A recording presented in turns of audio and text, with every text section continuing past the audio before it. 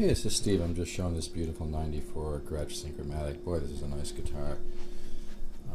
This is pre-Fender buyout of Gretsch, so these are the best ones, the best sounding ones. And you know, I've owned a lot of jazz guitars in my days, and this one's very special. Now, it has a few dings on the top. This is not a mint condition guitar, but boy, this top has got some beautiful soaking patterns, which are these patterns that go across the grain this way, and there are tons of them on this guitar. Anytime you have a top with a lot of these soaking patterns, it's always a more orchestral, just a better tone. And this guitar really has an amazing clarity when you play it, a nice ring quality.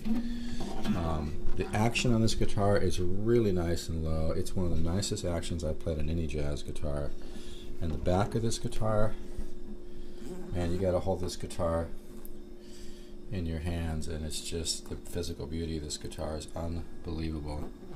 And I've had people look at this guitar that don't even play guitar, and they're just like, wow, you know, it's gorgeous. I love to just sit and watch sports and play this unplugged. But this back has got that 3D kind of flame, and like I said, this neck is kind of a medium neck or medium thin, and the action is so low. All the notes ring out beautifully, plays great. And like I said, plugged in even through a solid state amp, it just has this really nice clarity to the tone. It doesn't have a tubby sound like a lot of the West L5 guitars. They're cool guitars, but I really think this has a better sound. It doesn't have, like Pat Metheny said, it doesn't have that tubby sound. It has a lot of clarity. You can always, you know, it's got some scratches on the side here.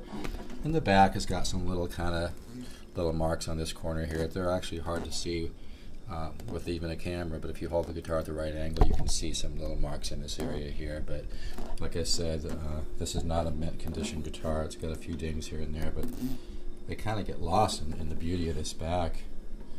But I've owned lots of L5s, and I've had tons of jazz boxes, everything from vintage Strombergs and old Epiphones and Super 400s and all kinds of stuff. But this is actually one of my favorite guitars. I actually just got this back. It used to be my guitar, and I actually bought it back from the guy who got it for me a while back. I was just like, he got in touch with me, and he's trying to get an expensive boutique amp, and I was just like, heck yeah, love to have it back for a while. So I'll probably do some recording in my studio. Better do it pretty soon. I think this will go pretty quick. Most people want a couple grand for these, so I've really got this priced at a very good price. And like I said, what's unique about this guitar is when you play it unplugged, it has the most beautiful ring, and it's so easy to play. It's incredible. I think I've got flat wound 12s on it now, but it's super low action. But when you plug it in, it's just it's really crystal clear. Almost sounds like somebody really heavy who knows what they're doing, that has some kind of a new state-of-the-art parametric, you know, dialed in. There's a scratch here in the top. It kind of goes across the top. Kind of tends to blend in though. When you look at it at some angles, it's even hard to see, but there is a little scratch here. But this is a gorgeous guitar.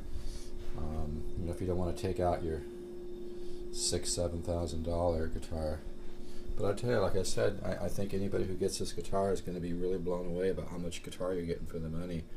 You know, if you've always wanted a guitar that's, you know, $5,000-$6,000, but you don't want to spend that much, this is the best value, hands down, out in the market right now for a really high quality, great sounding solid top guitar.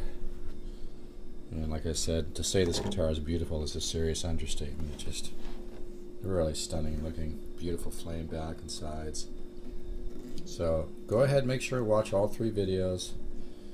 And I got this priced really attractively, and I love this guitar. I will miss it, so hopefully I can do some recording in the next day or two on it before it goes. If you need to ask me any questions, feel free to call me.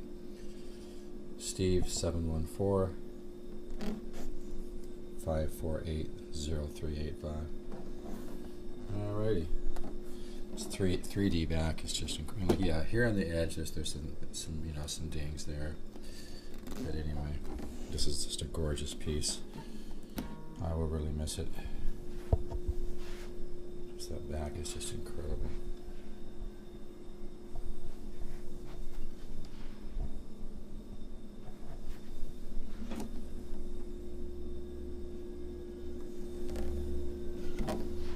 I've always wanted a high-end jazz box, like I said.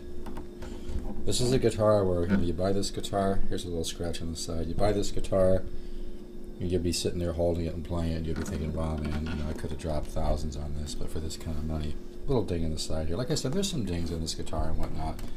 It's not a mint guitar, but it sure is nice. Alright, so that's the Gretsch, and it's pre-Fender buyout too. It's kind of difficult to get information on these. I've heard from some people that Heritage Guitars made these for a while in the 90s, so this could be a Heritage one. I'm not going to guarantee that, but boy, the workmanship on this one sure is nice. And of course the Heritage company, the old Gibson guys that made all the great Gibsons in the 50s and 60s, so this could be Heritage made, could be made in Japan. It's difficult to get information on this. The guy I got it from though said that he felt it was made by Heritage, so bottom line, just a really, really great guitar. Okay, thank you.